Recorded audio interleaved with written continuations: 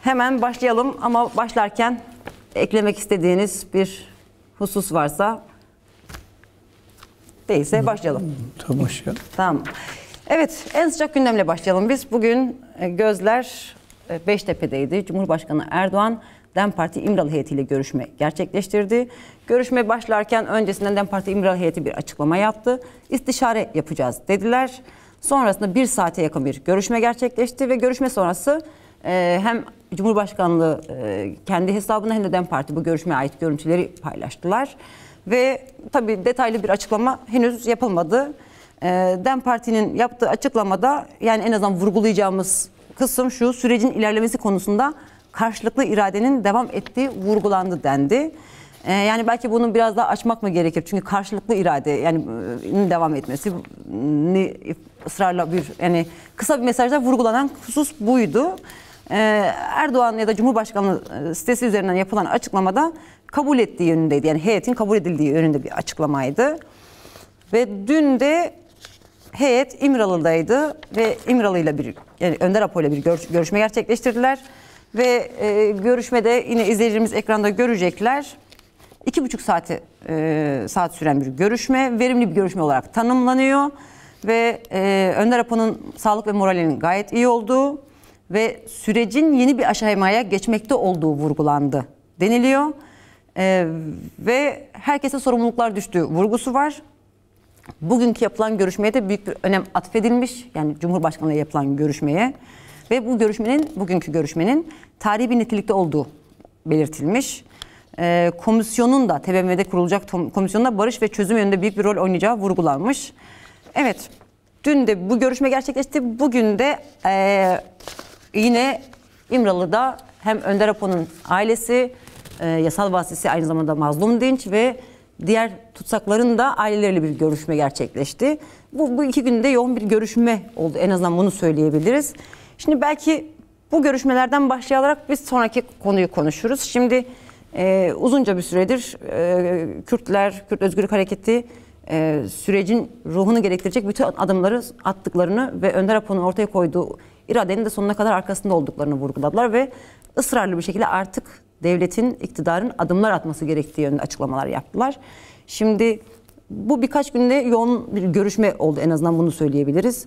Gerçi yine ilerleyen dakikalarda konuşacağız. İşte MİT Başkanı Güney Kürdistan'da ve Bağdat'ta ziyaretleri olacak.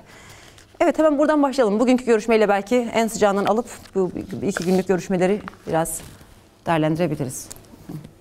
Yani şimdi bu görüşmeler tabii 9 aylık 1 Ekim 2024'teki açıklamalar sonrasında ortaya çıkan gelişmeler 9 ay, dikkat etse herhalde kaç gün, 9 ay geçen bir süreç. Şimdi böyle 9 aylık bir süreçte demek ki birçok gelişmenin yaşandığı, Orta Doğu'da, Suriye'de, Türkiye'de birçok gelişmeler yaşandı ve bu gelişmelere damgasını vuran tabii Önder Apo'nun bu kadar çatışma, Orta Doğu'daki savaşa rağmen barışta ısrar etmesiydi. Şimdi Önder Apo'nun çizgisi, Önder Apo'nun mücadele tarzı ne yapmaya çalışıyor?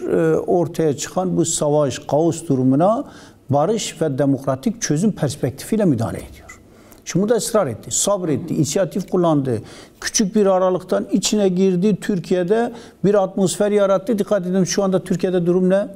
Türkiye'de bir barış havası yaratılmaya çalışılıyor. Evet, evet. Türk-Kürt kardeşliği çok söylenmesine rağmen, hukuksal olarak işlememesine rağmen Türk-Kürtler arasında bir savaş yok. En azından Türkiye devleti gerekli adımlar atmamış bile olsa Önder Apo açtığı kapıdan giderek ne yapmaya çalıştı? Israrla. Ne engel dedi? Engelleri ortadan kaldıralım. Tek tek. Siz hangisine başlamak istiyorsunuz? En baştan mı? En sondan mı? Hiç sorun değil. Bir çözüm için ısrarlıyız, çözüm için ciddiyiz, çözüm için gerekli adımları atarız. En umulmayan, hiç kimsenin beklemediği, en sonda atılması gereken adımı en başa aldı. Evet. Bu şekilde silahlı mücadeleyi ve PKK'yı en başa alarak mücadelede yeni bir aşama yarattı. Bunlarsa bunları durduralım. Bu konularda engelse hukuksal olarak dünyada, Türkiye'de görüşmelerin önünde bunları hiç çekinmeden Değişime, dönüşüme ya da belli bir süreç için bu araç değişik demokratik siyasete evrilebilir. Biz silahlı mücadeleden sevdalı değiliz. Demokratik siyasete bu konuda pek kongresini yaptı, ateşkesler yapıldı, açıklamalar yapıldı. Israrla bu süreci geliştirmek için Önder Apo üzerine düşen tüm görevleri yerine yaptı ve PKK dikkat edilirse tüm Kürdistan Özgürlük Hareketi de bu konuda Önder Apo'nun yanında oldu. Yek vücut. 4 parçadan. Tüm açıklamalar böyleydi. Biz Önder Apo'nun yanındayız. Beraber olduğu, sevilen, sevmedikleri, dost olarak kaldıkları, kalmadıkları, daha önce KDP'den değişik güçlere kadar. Hepsi dediler biz bu sürecin yanındayız. Kürt toplumu yek vücut, demokratik ulus temelinde, bir ittifak temelinde bu sürecin ilerlemesini istedi ve Önder Apo'nun yanında yer aldı. Uluslararası alanda geniş bir çerçeve çizildi, Önder Apo'nun yanında aldı. Türkiye'de bir barış ortamının yaratılabilmesi için, çatışmaların durdurulabilmesi, kanın son verilebilmesi için büyük bir fırsat yarattı. Bunlar hepsi bir atmosferdi. Bunu kim tek taraflı yaptı? Kürt hareketi. Tümünün fedakarlığını yaptılar. Tüm saldırılara rağmen, tüm Önder Apo üzerine gelen işte çeşitli özel savaş, psikolojik savaş, tüm saldırılara rağmen Kürt Özgürlük Hareketi dedi ki biz ısrarlıyız, barıştan, çözümden, demokratik süreçten ne gerekiyorsa yapacağız ve yaptı. Fakat karşı taraf adım atmadı.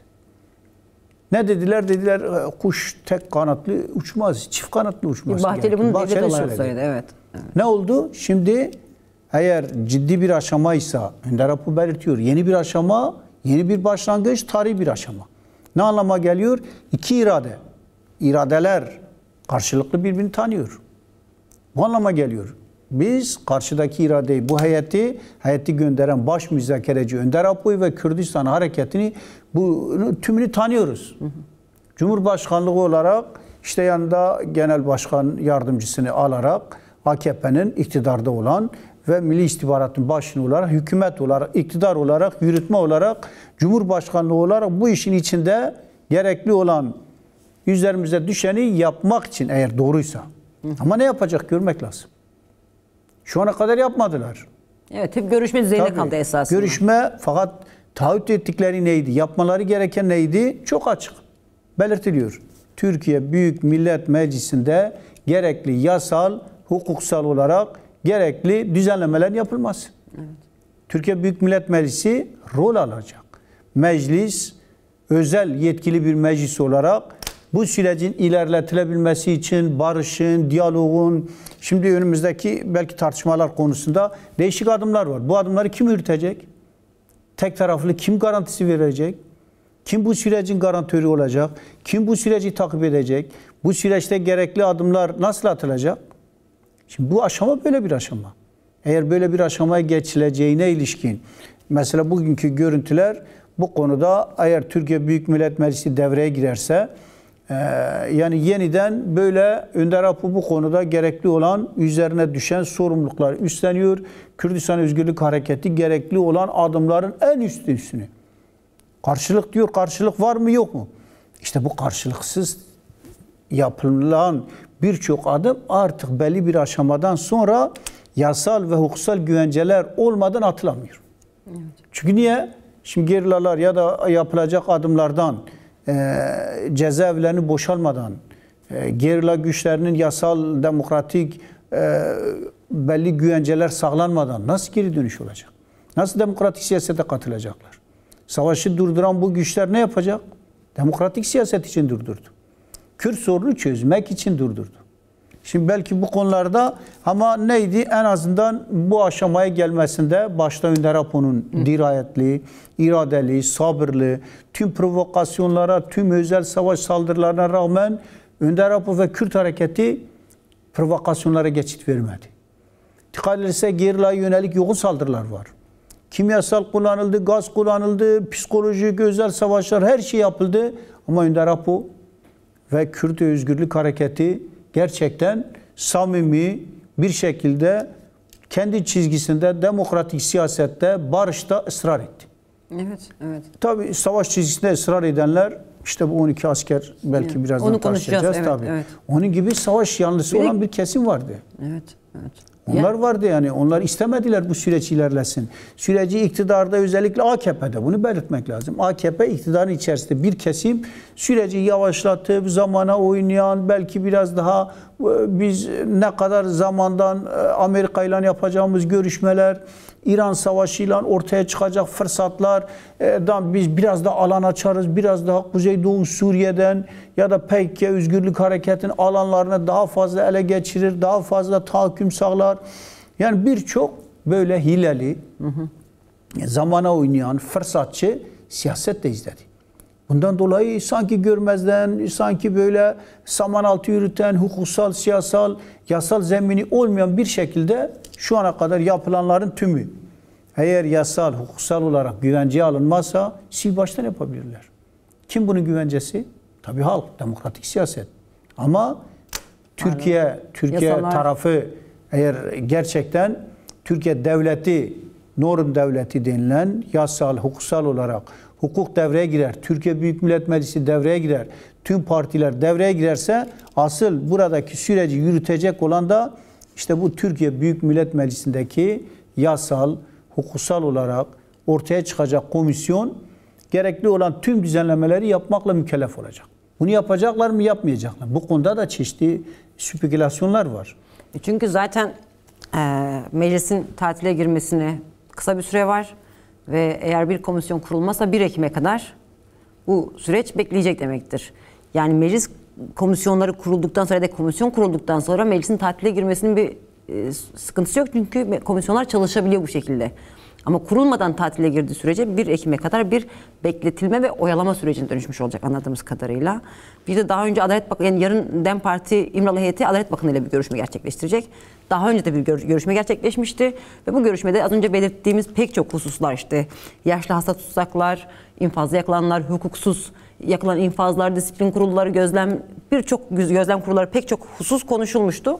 Ve bir süre sonra bir infaz paketi, bir yargı paketi düzenlendi ve tabii ki o yargı paketinin içerisinde bu sürecin ruhunun tam dışında bir paketti. Şimdi yarın yine bir görüşme gerçekleşecek ve umuyoruz ki tam da bu oyalamanın dışında bir tutum ortaya konur ki gerçekten de bu pakette tam da yani sürecin esaslı adım olması gereken adımlarıdır bunlar ya da bir iyi niyet adımlarıdır bunlar. Bu yapılır. İşte yarınki görüşmeden sonraki adımlarla beraber dediğin gibi komisyonlar mı kurulacak yoksa hakikaten Ekim'e kadar bir işi sarkmaya mı bırakacaklar, o anlamda görmüş olacağız. Tabii yani bu mutlaka bu komisyon, Türkiye Büyük Millet Meclisi devreye girmeden bu tarihi aşama ön bir sürece ilerleyemez. Evet. Mesela Önder Apo bunu bekliyor. Diyor biz bir yeni aşamaya geçit yaptık. Yeni aşamada karşılıklı irade tanınacak. Tanınan iradede baş müzakereci Önder Apo orada, sekreteriyası yanında, Kürt Özgürlük Hareketi tüm dostlarıyla yanında, demokrasi isteyenler Önder Apo'nun yanında, karşıda iktidar yekparça olmadığı için, böyle parçalı durduğu için devlet olarak Türkiye devleti bu konuda norm devleti, yasalara, hukuka uyan bir devlet olarak karşıya gelirse bu konuda gerekli düzenlemelerin de Türkiye Büyük Millet Meclisi, tabi sadece iktidarla kalmaması. Çünkü tümünü kapsayan, toplumsal uzlaşmaya dayalı, tüm muhalefetin, tüm güçlerin içerisinde yer aldığı bir komisyon oluşturulmalı Türkiye Büyük Millet Meclisi'nde. Ve bu komisyon yasal yetkileriyle genişletilmiş bir statüsü olmalı. Mesela Koçgiri isyanında komisyon oluşturuluyor geniş yetkilerle ya da birçok isyanda geniş yetkili komisyonlar var. Yetkili kurullar var. Bunlar gerekli olan düzenlemeleri yapıyor, zamanı iyi değerlendiriyor. Ekim'e kadar 2,5-3 aylık bir zaman ne olacağı belli değil Orta Doğu'da. Aynen öyle. Bu ne anlama geliyor? Bu şu ana kadar atılmış adımları bir yıl daha uzatmaya, 1 Ekim'de başlayan süreci bir Ekim'e kadar. Bu ne anlama gelir? Bu demek ki iktidarda isteksiz, süreci böyle bozmaya çalışan, zamana oynayan, oyalamaya çalışan bir taktik olduğu ortaya çıkacaktır. Bu kime kaybettirecek? Tabii iktidar başta olmak üzere Türkiye kaybettirecek. Onun için Türkiye'deki tüm siyasi partiler ciddiler gerçekten. Muhalefeti de ciddi. Bu kadar muhalefet üzerine yönelmesine rağmen diyor biz bu işin hala yani içinde çekilmediler. Evet. Çekmeye çalışıyorlar, bozmaya çalışıyorlar ama Türkiye'nin geleceğini gördükleri için bu süreçte herkes bu sorunun çözülmesini istiyor. Kürt sorunu çözülmeden Türkiye'de hiçbir sorun çözülemez. Demokrasi Türkiye'de gelişemez. Türkiye'nin demokratikleşmesi, demokratik Türkiye'nin yeni yüzyıl, ikinci yüzyıl deniliyor. Bu nasıl olacak? Tabii yeniden demokratikleşen Türkiye ile olacak. Kürt sorunu çözen, güçlenen bir Türkiye ile Kürt halkının kimlik haklarının, kültürel haklarının en azından yerel yönetimsel olarak kendi kendisini ifade edebileceği bir statünün en azından kendisini sağlanacağı bir statü. Kendi kendisini belli bir oranda artık yönetimsel, politik, siyasal olarak Türkiye'nin her tarafında, Kürdistan'da tek değil, tüm bölgeler açısından böyle merkezi olmayan, biraz daha ademi, biraz daha tüm alanların genişletilmiş yerel bir statü olursa Türkiye rahatlar. Merkez Ankara'da kilitlenmiş, Türkiye sorunlarını çözemiyor. Şimdi bu kurul, bu komisyon bunu da yapabilir. Yeni anayasa çalışmalarını da yürütebilir. Bu konuda Önder Apo'nun düşünceleri, Önder Apo bu konuda fikirler belirtecektir. Komisyonla, heyetle görüşerek Türkiye'nin nefes alabileceği, yeniden ikinci yüzyılında Türkiye'ye yeni bir ışık açacak bir süreci başlatacak. Önder Apo Türkiye halkları, Kürdistan halkı için, tüm halklar için yapıyor. Bütün halkların çıkarını savunuyor orada. Evet. Bundan dolayı bir fırsat. Yani eğer böyle bir sürece doğru evrilmesi için gerekli adımları Türkiye devleti, iktidarı atarsa, atması gerekiyor. Karşılıklıdır artık. Gerilan atacağı bu hafta sonuna kadarki adım sonrasında bu komisyon hızlıca toplanmalı. 10 Ekim'den önce mi neyse, yani bu Büyük Millet Meclisi'ndeki komisyon hızla toplanarak gerekli şekilde adımlar atarak, düzenlemeler yaparak, sürece müdahale ederek, yasal olarak yine cezaevlerinde kalan, dışarıda sürekli olarak göçertilmiş olan siyasi tutsakların geri gelinebilmesi, çıkarılabilmesi için gerekli olan ne gerekiyorsa kısmi de olsa adımlar atabilmeli. Adımlar atarsa Türkiye toplumunda şu anda büyük oranda destek veriyor. Evet. Çok büyük bir destek olduk ortada. Önce verilmeyen destek giderek süreçle birlikte bu adımlar atılarak Türkiye'de bu barışa destek vereceklerdir. Çünkü toplumu çok yoruyor. Şimdi MİT Başkanı İbrahim Kalın önce çok böyle tartışılacak bir poz verdi Hakkari'de, Cölemerk'te. Bunu ayrıca konuşacağız ama bunu buraya bir not edelim, ondan sonrasını tekrar geliriz. Güney Kürdistan'a Hevler'e gitti. KDP lideri Mesut Barzani ile Kürdistan Bölgesi Başkanı Neçivan Barzani ile Başbakan Mesrur Barzani, Başbakan Yardımcısı Kubat Talabani, İçişleri Bakanı Reber Ahmet ve Irak Kürdistan Bölgesi Güvenlik Konseyi yetkilileri bir araya geldi. Yarın da Bağdat'a gidecek. Bağdat'ta görüşmeler yapacak. Cumhurbaşkanı ile Başbakanla, bakanlar ve istihbarat servisi gibi birçok yetkili ve isimle görüşecek. Şimdi sonrasında gelip Numan Kurtulmuş'la, Meclis Başkanı Numan Kurtulmuş'la görüşme yapacağı ve sonrasında siyasi partileri kurulacak komisyon konusunda bilgilendireceği söyleniyor. Yani tabii dediğimiz gibi Kürt Özgürlük Hareketi niyetinin de ısrarına, kararlılığını ortaya koydu. Şimdi bu yoğun diplomasi ziyareti yani bir yere koymak gerekir değil mi? Yani bu sürecin yeni bir aşamaya geldiğine dair bir parçası olarak ele almak gerekir mi? Yani nasıl görüyorsun? Tabii yani sonuç itibariyle bu görüşmelerin içerisinde... İşin içine MİT olunca kafa karışıyor da bu arada. Yani Hayatla Erdoğan'ın yanında bir MİT başkanı, diğerinde Efkan Ala var. Tüm görüşmelerin esas yürütücüsü Erdoğan adına, bütün açıklamalarda Erdoğan, MİT bu işi yürütüyor. MİT bu işin başında. MİT kimlerle görüşüyor? Dikkat edilirse gidip görüştükleri KDP yetkilileri, bölgesel yönetim yetkilileri görüşmesi gerekiyor. Yani sonuç itibariyle savaşın olduğu yer Zap, Metina, Behtinan bölgesi KDP'nin yer aldığı alanlar içerisinde. Yine gidip oradaki Kubat Talabani, YNK yetkililerle görüşüyor ve bir tarafta da yine YNK Süleymaniye yönelik havaalanına yasağı, uçuşları Türkiye üzerinde gelişi yine uzattı 3 ay. Bir tarafta da bunu yapıyor. Tabi diğer taraftan da gidip görüşeceği isimler kim? Dikkat edilirse Irak yönetimi, Irak'taki istihbarat, Irak Cumhurbaşkanı. Yani tümüyle görüşerek bu işleri koordine etme, yürütme. Çünkü ne var orada? Bir provokasyon ortamı var. Irak'ta çok yoğun siyahlar geliyor. Siyahlar bir taraftan dikkat edilirse Yenek'e 2 tane İki siyah siyah düştü düşürdü. ama kime ait olduğu belirtilmedi bu arada. Yani belli kime ait oldukları. Bunlar Haçlı Şabi'ye bağlı birçok güçler var. Haçlı Şabi'nin güçleri, Irak hükümeti bunun hakkında soruşturma yapmadığı, İran ya da İran'ın içerisine katmaya çalışan çeşitli istihbarat güçleri bu işi provoke etmeye, bu iş üzerinden sabote etmeye çalışan bir durum da var. Çok hassas.